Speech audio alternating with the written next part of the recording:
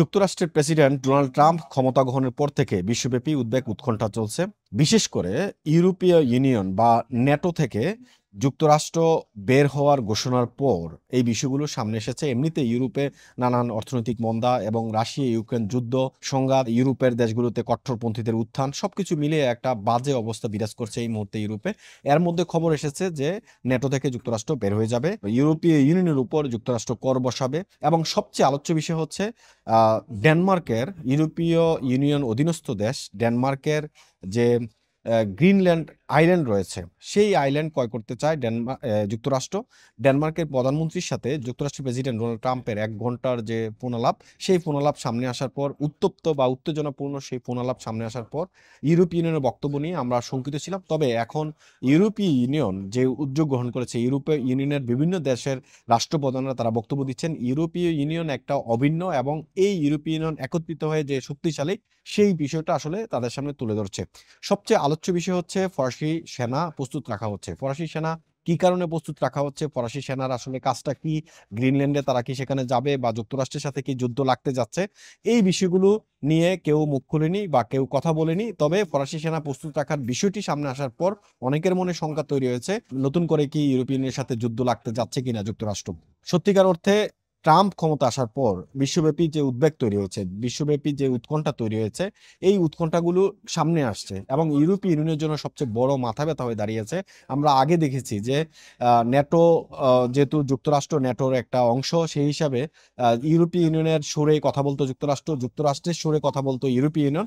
তবে ন্যাটো থেকে যুক্তরাষ্ট্র বের হওয়ার ঘোষণার পর এখন কিন্তু সুরটা চেঞ্জ হয়ে গেছে এবং ইউরোপীয় ইউনিয়ন তারা নিজেদেরকে নিজেদের মধ্যে শক্তিশালী করার চেষ্টা করছে এবং বিভিন্ন দেশের যে রাষ্ট্রপ্রধানরা যে সমস্ত কথা বলছে তাতে বোঝা যাচ্ছে ইউরোপীয় ইউনিয়ন তারা নিজেরা নিজেদের মধ্যে ঐক্য গড়ে তোলে এবং ইউরোপীয় ইউনিয়ন যে একটা অভিন্ন এবং একটা ভূখণ্ড, সেই বিষয়টাই তারা সামনে নিয়ে আসছে। ডোনাল্ড ট্রাম্পের যে কোনো প্রচারণা বা যে কোনো কথাই আসলে তারা ওইভাবে মনোযোগ দিচ্ছে না, এটাই বোঝানো হচ্ছে। বিশেষ করে আইল্যান্ডের, গ্রিনল্যান্ড আইল্যান্ড যে আইল্যান্ডের কথা বলা হচ্ছে, কেন মার্কিন প্রেসিডেন্ট ডোনাল্ড ট্রাম্প সেই আইল্যান্ডটা কিনতে চাচ্ছেন, কারণ গ্রিনল্যান্ড আইল্যান্ডের যে বরফে আচ্ছন্ন হয়ে রয়েছে, সেই বরফ যখন আস্তে আস্তে গলতে শুরু করেছে, এই আইল্যান্ডের গুরুত্ব অনেক বৃদ্ধি পেয়েছে। কারণ এই আইল্যান্ডের নিচেই রয়েছে খনিজ সম্পদ। এই খনিজ সম্পদের লোভটা আসলে সামলাতে পারেননি ডোনাল্ড ট্রাম্প, সেই বিষয়টাই বলছেন। এদিকে ডেনমার্কের সাধারণ জনগণ তারাও কিন্তু একটি বার্তা দিয়েছেন ডোনাল্ড ট্রাম্পকে। সেই বার্তাটা হচ্ছে তারা ক্যালিফোর্নিয়া কিনতে চাচ্ছেন। যদিও ডোনাল্ড ট্রাম্প ক্যালিফোর্নিয়ার বিষয়ে সবসময়